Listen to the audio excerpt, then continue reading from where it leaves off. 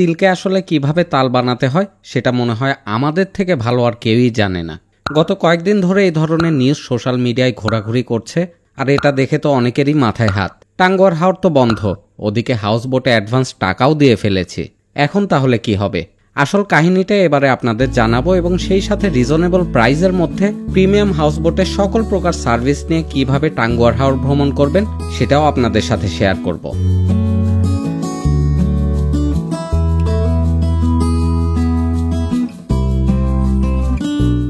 সুনামগঞ্জ লঞ্চঘাট থেকে সবাইকে ওয়েলকাম জানাচ্ছি। এখন সকাল 8টা বাজে মাত্র আর কি ঘাটে এসে পৌঁছালাম।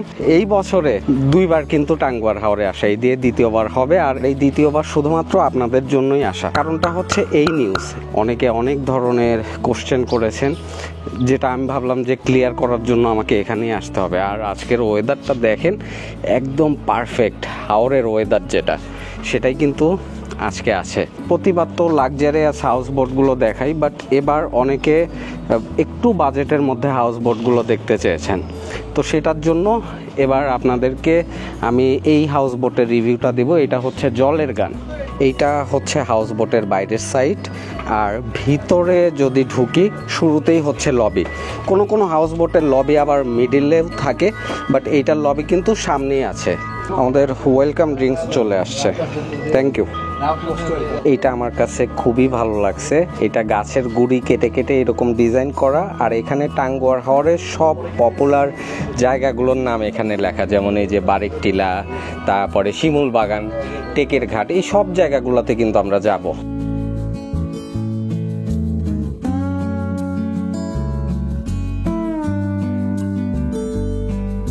লবিটা যেমন দেখতে পাচ্ছেন খুব সুন্দরভাবে সাজানো, আর এইটা থেকে সবসময় টুংটাং এরকম আওয়াজ আসে, যেটা শুনতে ভালো লাগে। তো আমাদের রুমটা এবার দেখাই।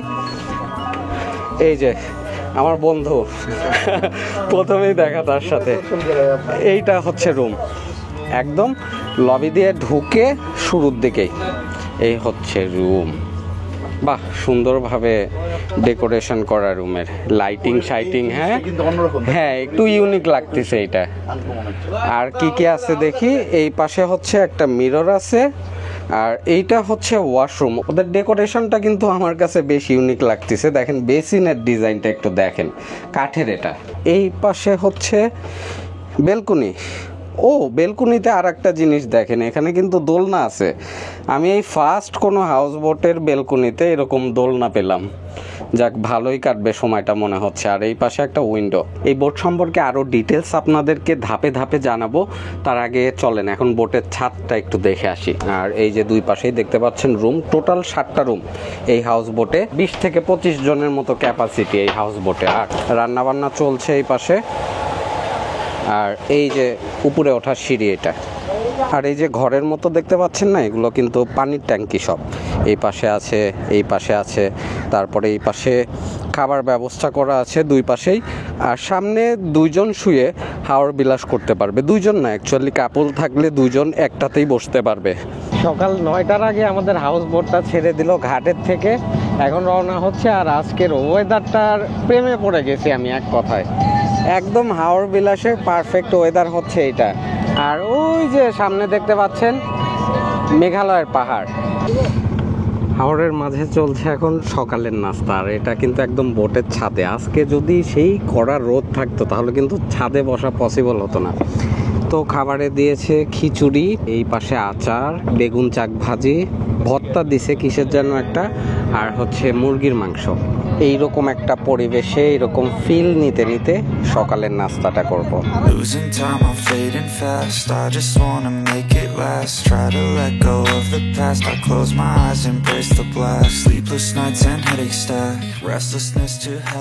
ওয়াও, পানির কালার দেখেন এখন একদম গ্রিন হয়ে গেছে। আর এই গ্রিনের মধ্যে এই ম্যাঙ্গো আলাদা একটা ফ্লেভার যোগ করছে। প্রতিবার টাঙ্গুয়ার হাওরে আসলে আগে নামা হয় ওয়াচ টাওয়ারে, বাট এইবার ওয়াচ টাওয়ারে একটু নিষেধাজ্ঞা আছে এই হাউস বোটগুলোর জন্য, যার কারণে আগে আসছে শিমুল বাগানে। এরপরে ওয়াচ টাওয়ারে যে যাবে না তা না, ওয়াচ টাওয়ারের কাছাকাছি হয়তো যাবে, সেখান থেকে আবার ডিঙি নৌকাগুলো নিতে হবে। তো এইটাই আর কি ফেসবুকে ছড়ছে এইভাবে যে টাঙ্গুয়ার হাওরে এখন হাউস বোট একবারে নিষিদ্ধ বা পর্যটক আসতে পারবে না। অনেকে অনেকভাবে ছড়াইছে ব্যাপারটা, বাট আসলে বিষয়টা এমন না। আর আমার পিছনে যাদেরকে দেখতে পাচ্ছেন এরা হচ্ছে এই বালু থেকে পাথর উঠাচ্ছে, এই যে নৌকাগুলো নিয়ে আসে। সামনেই কিন্তু এই যে মেঘালয়ের পাহাড়। আর আমাদের জলের গান এই বোটটা এবার একটু ভালোভাবে দেখেন। বোটটা কিন্তু মোটামুটি বড়ই আছে এবং সামনে থেকে দেখতেও কিন্তু সুন্দর লাগে, ছবি টবি এখানে তুললে ভালো আসে। টাঙ্গুয়ার হাওরে নন এসি লাক্সারি হাউসবোটগুলোর মধ্যে জলের গান অন্যতম।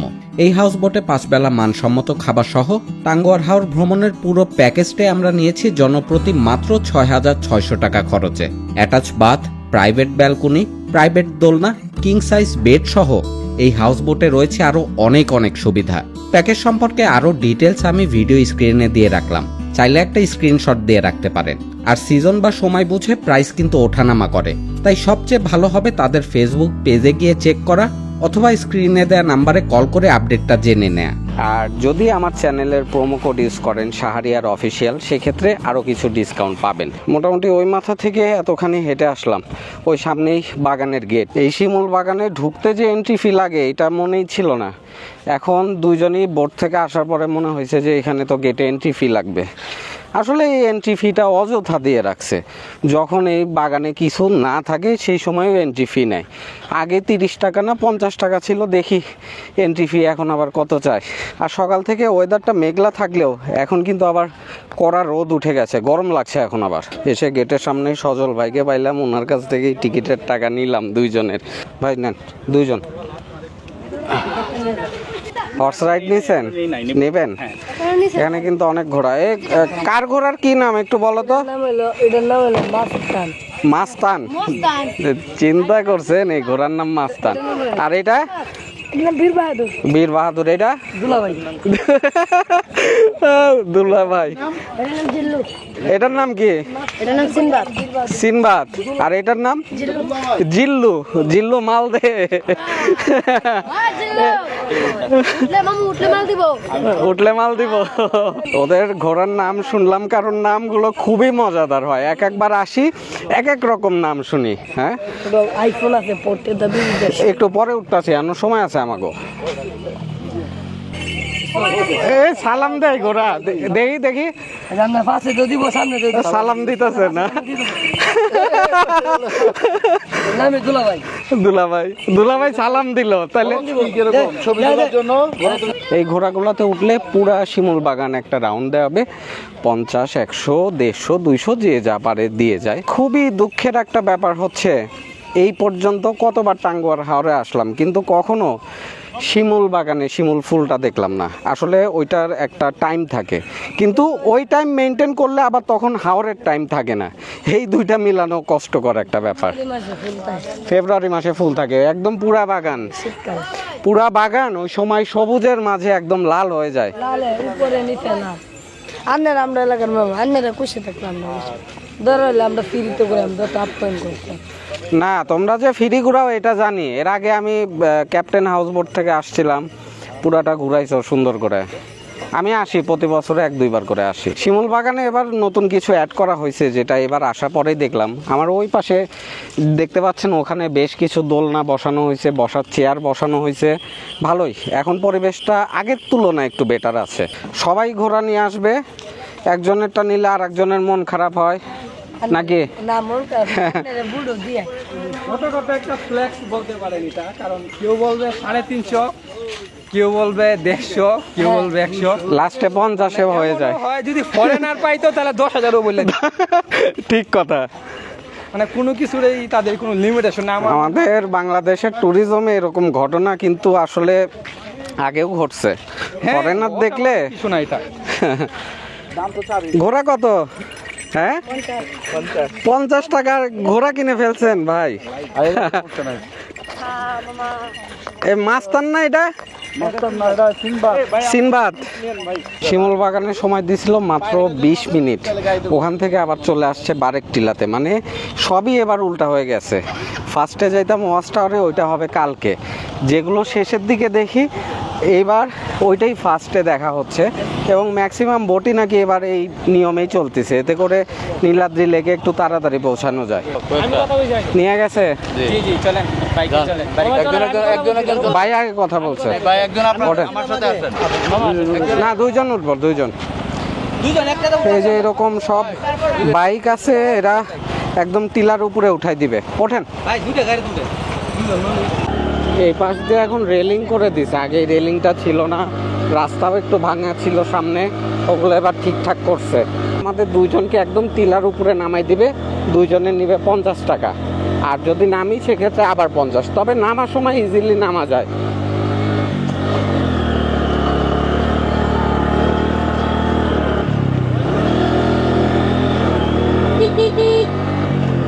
মা কোন কোন জায়গা ঘুরাও তোমরা?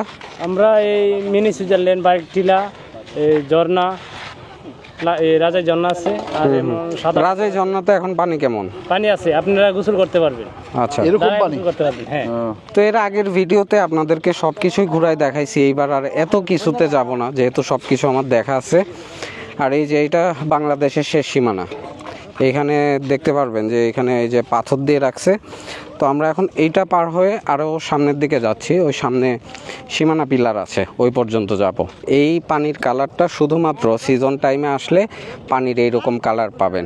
সামনে সব হচ্ছে মেঘালয়ের পাহাড়। সীমানার কাঁটাতার যেটা, ওই কাঁটাতারটা কিন্তু ওই পাশে, ঠিক আমার হাত বরাবর ওই পাশে কাঁটাতার। অত দূরেও যাব না, এবার জাস্ট এই পর্যন্ত ঘুরবো। আমার কাছে এই জায়গাটা খুবই ভালো লাগে, এত গ্রিন এই জায়গাটা। এই পাশে গেল বাংলাদেশ আর এই পাশে হচ্ছে ইন্ডিয়া। ভাই এত কষ্ট করে ছবি উঠাচ্ছেন, পাহাড়টাই এই পাশে নিয়ে আসি, কি বলেন? ভাই বললে তো খুব ভালোই, তো যা আছে সবই ওই পারে। সবই পারে, কিন্তু এখানে মজার ব্যাপার কি জানেন?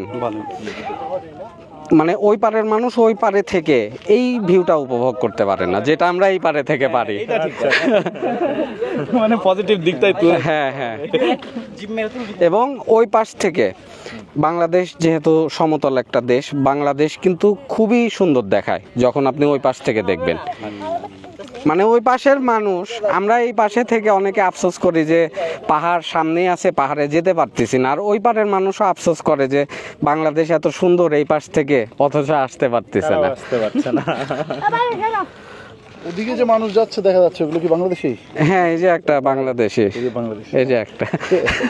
ওই পাশে ভারতের ঘর বাড়ি, এমনকি মানুষের চলাচলও কিন্তু এখান থেকে দেখা যাচ্ছে।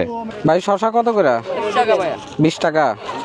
বারিকা টিলার থেকে এখন আমাদেরকে বোট এসে নামাই দিছে জাদুকাটা নদীতে। এখানেই মেইনলি একটু গোসল টোসল সবাই সেরে নিব। একদম মেঘালয় পাহাড়ের কিন্তু খুব কাছেই চলে আসছে এখন। আর কালকে ফিরতি পথে ওয়াচ টাওয়ারে নামবো, ওইখানে আবার আরেক দফা হবে। সবাই নেমে কিন্তু অলরেডি গোসল শুরু করে দিছে। আর এই পানিটা যে ঠান্ডা, আসলে ঝিরি থেকে পানিগুলো আসে তো এর জন্য অনেক ঠান্ডা পানি। কি ভাই ঠান্ডা না? খুব ঠান্ডা ভাই। ভাই গরমে তো এমনি ঘামে গেছি, তার মধ্যে আবার যে ঠান্ডা, মানে ঠান্ডা লেগে যায়। চলে আসছে। এই পাশের পানি কিন্তু অনেক খোলা, ওই সামনে আবার ক্লিন পানি একদম।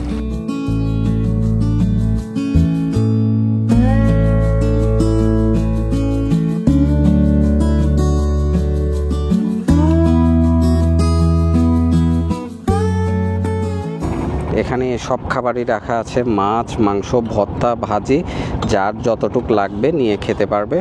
আর মাছগুলো হাওরের। দারুণ একটা ল্যান্ডস্কেপ, এইরকম একটা পরিবেশে হাওরের জলে ভাসতে ভাসতে এখন দুপুরের খাবার খাবো। হাওরের সিজন কিন্তু আসলে বেশি সময়ের জন্য থাকে না, খুব অল্প সময়ের জন্য থাকে। এর জন্য এই সিজনটা মিস করতে না চাইলে দ্রুত চলে আসেন। ধরেন যে 3 জন 4 জন, তাহলে রিজনেবল প্রাইসে রুম নিতে পারবেন এখানে।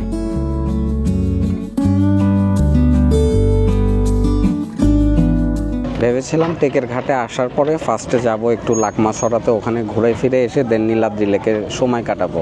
বাট এখানে আসতে আসতে অলরেডি সন্ধ্যা হয়ে গেছে।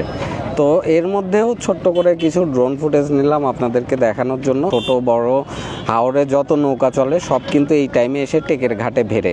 এই দৃশ্যটা দেখতেও আমার কাছে দারুণ লাগে। সামনেই মেঘালয়ের পাহাড়, অনেকে লেকের মাঝে কায়াকিং করছে। ঠিক হাত বরাবর যদি দেখেন একটা দ্বীপের মতো জায়গা আছে, ওখানেও দেখা যায় যে অনেকে কায়াকিং করে গিয়ে ওই জায়গাটাতে একটু সময় কাটায়। উঁচু উঁচু টিলা আছে, তারপরে এই পাশে টিলা আছে। এখন একদম সন্ধ্যা নামার আগ মুহূর্তে।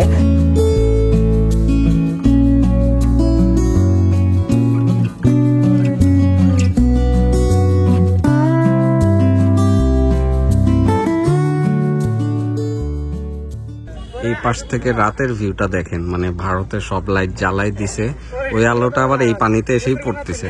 এখানকার এনভায়রনমেন্টটা এখন দারুণ। নীলাদ্রি লেকের টিলার উপরে দেখেন কাকে পাইছি। এই যে আসসালামু আলাইকুম, আবারও ফিরে আসলাম। ক্যাপ্টেন রাই দাদু। হ্যাঁ, আসসালামু আলাইকুম। আর এই যে সাগর, সেই গত বছরেও গিটারের সাথেই শেষ বিদায়, আর এই বছরেও এবার আবার অন্য যন্ত্র নাকি?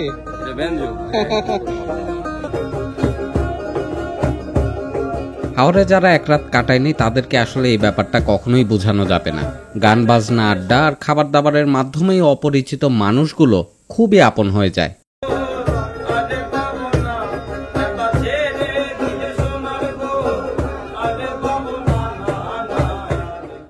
শুভ সকাল সবাইকে। এখন যাচ্ছি লাকমাছড়া। যেহেতু লাকমাছড়া কালকে যাইতে পারি নাই, বেলা হয়ে গেছিল, মিস করে ফেলছে। আর এইখানে দেখেন রাস্তার হচ্ছে এই অবস্থা, সবাইকে গাড়ি থেকে নামতে হয়েছে। রাস্তায় যে পরিমাণ কাদা, একবার স্লিপ খেয়ে পড়লে হয়। এই অটোটা নিয়ে যাচ্ছে এখন।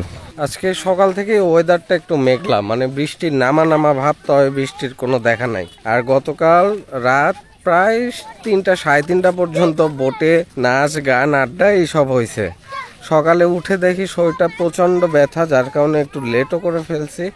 আর এই যে আজকে লাকমাছড়ার ওয়েদারটা দেখেন, পুরে মেঘ জমে আছে, যখন তখন বৃষ্টি নামবে এরকম একটা অবস্থা।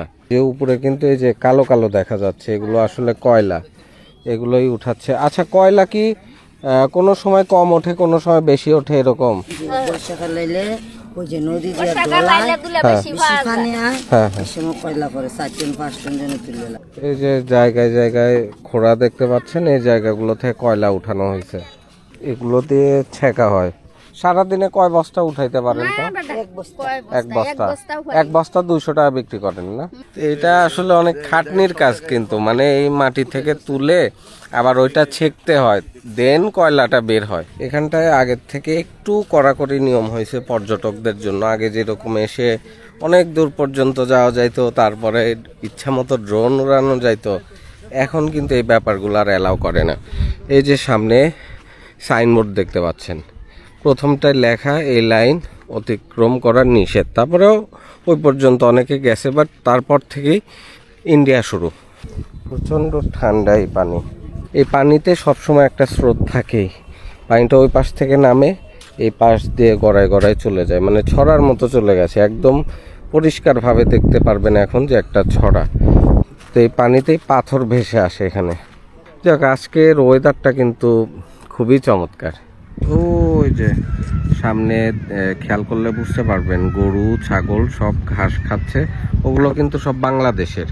আবার অনেক সময় করে কি, ওদের এই যে কিছুটা সামনেই হচ্ছে লাইটের ল্যাম্পপোস্ট দেখা যাচ্ছে, কাটা তারও দেখা যাচ্ছে, এটাই কিন্তু ভারত। এরা অনেক সময় দেখা যায় যে এই ঘাস খেতে খেতে ওই ভারতে চলে যায়, মানে একদম ভিতরেই ঢুকে যায়। পরে আবার বিজিবি, বিএসএফ এদের পতাকা বৈঠকের মাধ্যমে এদেরকে ফিরে আনা হয়। লাকমাছড়াতে আসলে যতবার আসি একটা ব্যাপারই ভালো লাগে, যে একদম প্রান্তিক পর্যায়ের মানুষের যে জীবন যাপন, তাদের প্রতিদিনের, যেমন কেউ কয়লা তুলছে, কেউ পাথর ছাকছে, কেউ গরু চড়াচ্ছে, এই ছড়ার আশেপাশে দিয়ে এই জীবনযাপনগুলো দেখতে খুব ভালো লাগে। যার কারণে এই জায়গাটায় যতবারই আসি না কেন খারাপ লাগে না। আর খুব কমন অ্যাক্টিভিটি যেটা এখানে আসলে সবসময় করি, ওই যে সামনে একটা বট গাছ আছে, বট গাছের তলায় বসে চা খাওয়া। এটা এইখানে আসলে আমি আসলে খুবই এনজয় করি, এবং যতবারই আসি দেখা যায় যে ওই গাছের নিচে বসে টং দোকানে 1 কাপ চা খাওয়া হয়। এই গাছের নিচে আগে দোকানপাট এতগুলো ছিল না, এখন তো এই যে বেশ কয়েকটা দোকান হয়েছে। বাট আগে জাস্ট একটা এই টং দোকান ছিল ছোট পরিসরে, যেটা আস্তে আস্তে এখন বড় হয়ে গেছে। আর এখানে দাঁড়ায় চা খাইলে এই পুরো ভিউটা এনজয় করা যায়। একটু দেরি হয়ে গেল তাই না? বাংলাদেশের টপ ট্যুরিজমগুলোর মধ্যে এই টাঙ্গুয়ার হাওর বর্তমানে একটি। শুরুর দিকে একটা পর্যটক বোটে এইরকম প্রাইভেসিও পেত না, তারপরে বিদ্যুৎ ব্যবস্থা ছিল না, ভালো সুযোগ সুবিধা ছিল না। তো সেই সময় একটা মোবাইল চার্জ দিতে নিলেও এই বাজারে আসতে হইতো, আর এই বাজারে 10 টাকা 15 টাকা দিয়ে মোবাইল টোবাইল বা অন্যান্য ডিভাইস সবাই চার্জ করাইতো। এখন দেখেন 2025-এ এসে এই জায়গা কতটা উন্নত হয়ে গেছে। তো আমরা এখন এই রাস্তাটা ধরে আগাচ্ছি, সামনে একটা কূপ আছে। রাস্তায় এই যে কাদা পানি সব জমে আছে। গতকাল রাতে আসলে প্রচণ্ড ঝড় আর বৃষ্টি হয়েছে, সেই সাথে ঠান্ডা বাতাসও ছিল। মানে এবারে টাঙ্গুয়ার হাওর ভ্রমণে সব ধরনের ওয়েদারই পাইছি, রোদ গরম বৃষ্টি। তবে হ্যাঁ, লাক ফেভার করছে আমাদের। যেমন এই ওয়েদারটা দেখেন, চমৎকার একটা ওয়েদার, হেঁটেও খুব একটা খারাপ লাগতেছে না। কিন্তু রোদ গরম থাকলে তখন হাঁটতে কিন্তু খারাপ লাগতো। এই সামনের এইটা একটা স্কুল, অনেক পুরানো একটা স্কুল কিন্তু এখানকার। আর এই যে ঠিক চলে আসছে একদম সীমানার কাছে।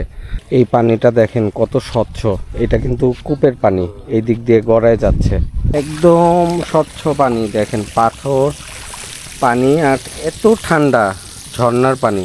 এইটাই হচ্ছে সেই কূপ। এই দেখেন অনবরত পানি এখান দিয়ে টোয়াচ্ছে, আর পানিটা কিন্তু মাটির নিচ থেকে একদম উপরের দিকে উঠছে। এই পানি এখানকার স্থানীয় মানুষরা দৈনন্দিন কাজে ব্যবহার করে, রান্না বান্না গোসল খাওয়া সব কাজে এই পানি ব্যবহার করা হয়। এবং এই পানি এখান থেকে ডিরেক্টই খাওয়া যায়, কোনো ফিল্টার করারও প্রয়োজন হয় না। আর এই যে একটু আগে যে গরু ছাগলের কথা বললাম, এই দেখেন এটা কিন্তু এখানেও কিন্তু দুইটা দেশ ভাগ হয়ে গেছে। ওই যে সামনেই ওই সাইনবোর্ডটা দেখা যাচ্ছে, দুইটা দেশ ভাগ হয়ে গেছে, উপরের দিকেই হচ্ছে ভারত। তো এই দেখেন গরুগুলো একদম সীমানার পাড় ঘেঁষে ঘাস টাস খাচ্ছে। অনেক সময় এই গরুগুলোই আবার ভারতে চলে যায়। গরু তো ভাইয়া সীমানা বোঝে না, ভারতের গরু বাংলাদেশে চলে আসে, বাংলাদেশের গরু ভারতে চলে যায়। তো এইটা নিয়েই পরবর্তীতে আবার পতাকা বৈঠক হয়। আর এই যে দেখেন এই জায়গাটায় এই কূপের পানি গড়ায় গড়ায় একটা চলে আসছে এই দিক দিয়ে, আর একটা চলে গেছে ওই দিক দিয়ে। এই পাশটায় মানুষ কিন্তু খুব শান্তিতে একটা গোসল দেয় এই ঠান্ডা পানিতে। দেখেন একদম পরিষ্কার পানি, কোনো ময়লা নেই।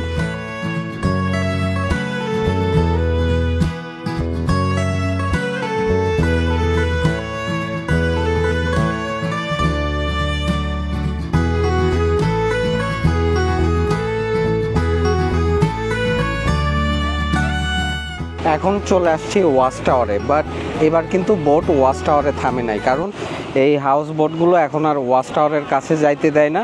বোটটা ওয়াচ টাওয়ারের একটু আগে নামছে, এই দেখেন একদম ফাঁকা জায়গাতে নামছে। ডিঙি নৌকাগুলো কিন্তু সব চলে আসছে, এই নৌকাগুলোই ওয়াচ টাওয়ারে নিয়ে যাবে।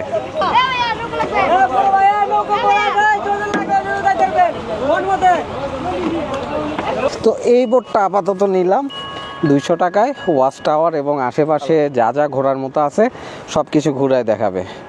পর্যটক কেমন এখন হাওরে? অনেকগুলা সবাই লাইফ জ্যাকেট পরে নিচ্ছে, কারণ এই হাওরে প্রতি বছর অনেক ধরনের দুর্ঘটনাই কিন্তু ঘটে। সাঁতার যেহেতু খুব একটা ভালো জানি না, সেফটির জন্য লাইফ জ্যাকেট নিয়ে নামাটাই ভালো। এই দেখেন আমরা সবাই কিন্তু লাইফ জ্যাকেট পরে নিচ্ছি। জাস্ট এটাই যে এখন ওয়াচ টাওয়ারের সামনে হাউস বোটগুলো দাঁড়াইতে দেয় না, বাট এইটা ওরা মানে মশলাপাতি মিশে টাঙ্গুয়ার হাওরে পর্যটক আসা বন্ধ, এটা ছড়ায় ফেলছে। অনেকে এইটা দেখে ভাবতেছে যে তাহলে টাঙ্গুয়ার হাওরে তো বোট বুকিং দিয়ে ফেলছি বা যাওয়ার প্ল্যান চলতেছে, এখন কি হবে? আসলে এরকম কিছুই না। আগে যেভাবে সব কিছু ঘুরে গেছেন, এখন এসেও সেভাবেই সব কিছু দেখে যেতে পারবেন। ভাই একদম আসামের মতো লাগছে কাকে? ভাই আসামি বানাই দিচ্ছে, মনে হচ্ছে কেউ আমাদেরকে ধরে ট্রলারে করে নিয়ে যাচ্ছে। তবে আজকের ওয়েদারটা কিন্তু চমৎকার, তাই না? দারুণ একটা ওয়েদার। হ্যাঁ, একদম কড়া রোদ উঠে গেছে, মুহূর্তে ওয়েদার চেঞ্জ। তো তো এখন চলে আসলাম একদম হিজল বনের মধ্যে। এই জায়গাটাই আমার কাছে সব থেকে বেশি ভালো লাগে।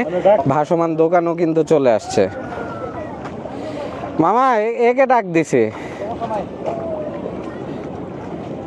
কি খবর মামা, ভালো আছেন? চিনছেন তো নাকি? মামা একদম পুরা দোকান নিয়ে চলে আসছে। মামা কি কি আছে? এই তো যেটা দেখতেছেন। আমরা মাখা নাই? জি, আমরা মাখা। আগে চা দেন। ভাসমান দোকান, হাওরের ভাসমান দোকান। এই জিনিস কিন্তু সচরাচর অন্য জায়গায় পাবেন না। ভাসমান দোকান আমরা এই যে আসছে এইটাই এইটাই হচ্ছে এখানকার ব্যাপার, যে ভাসমান দোকানে এই হিজলের ছায়াতলে এক কাপ গরম গরম চা, এইটাই হচ্ছে হাওর বিলাস। বড় হাউস বোটগুলো আসতে দেয় না, এছাড়া যেগুলো ছোট সাইজের হাউস বোট বা শ্যালো নৌকাগুলো আছে ওগুলো কিন্তু অনেক কাছেই চলে আসে। আর এটার একটা পজিটিভ দিকও আছে, যেমন আগে যখন হাউস বোটগুলো এই জায়গাতে আসতো ডিরেক্ট অনেক নোংরা করতো টুরিস্টরা, এখন সেই তুলনায় নোংরা করাটা কমে গেছে। তারপরে এই যে প্লাস্টিকের কাপে যে চা খাই আমরা, এই চাগুলো খেয়ে চায়ের কাপগুলো যেখানে সেখানে আমরা ফেলবো না, চায়ের কাপে যে যে যার যার কাছে রাখছে। গ্যাদারিংটা কমছে, এখানে নোংরা করা কমছে, সব দিক দিয়েই হাওরের পরিবেশটা আর কি রক্ষা হবে এখন।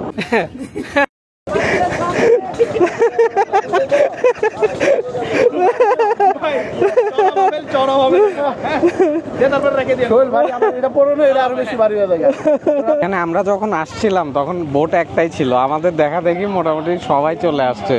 এই যে দোকানপাট আরো আসছে, সবাই এখানে এসে নেমে পড়ছেই। দেখেন কি দারুণ একটা পরিবেশ, সবাই গোসল করছে এখানে। ভাই নামলেন না? ভাই নেমে তো আসলাম, এই যে দেখেন না ভিজাভিজি করছি। ভাই কেমন লাগছে বলেন? হ্যাঁ ভাই, ভাই অসাধারণ অসাধারণ। সুন্দর না জায়গাটা?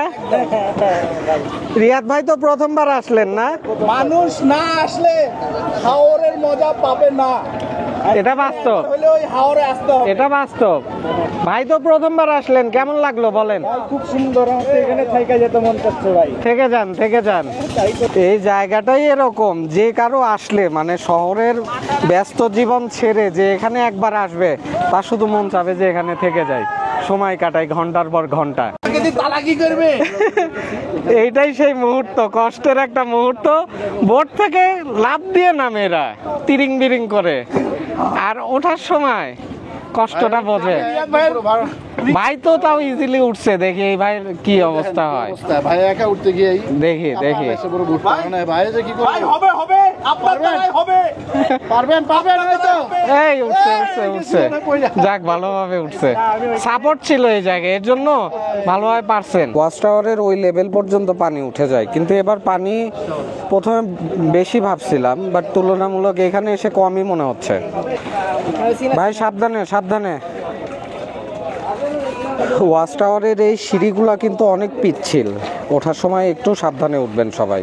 এই সাবধানে লাফ দিও।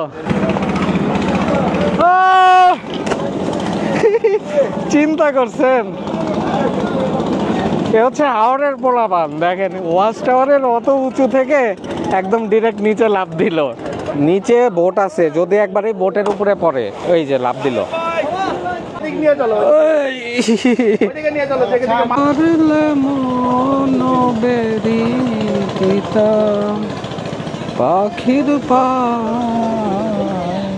আমরা এবার সবাই মিলে খুবই ভালো সময় কাটাইছি, যেটা লাইফ টাইম মনে রাখার মতো। কিছুক্ষণের মধ্যে আমাদের এই ট্রিপটা শেষ হবে, যে যার যার বাসায় চলে যাবে। লাস্ট বারের মতো সবাই একটা গ্রুপ ছবি নিয়ে নিচ্ছে, একটা স্মৃতি সবার সাথে। আর অসাধারণ একটা বিকেল পার করছি, দেখেন খুবই সুন্দর বাতাস।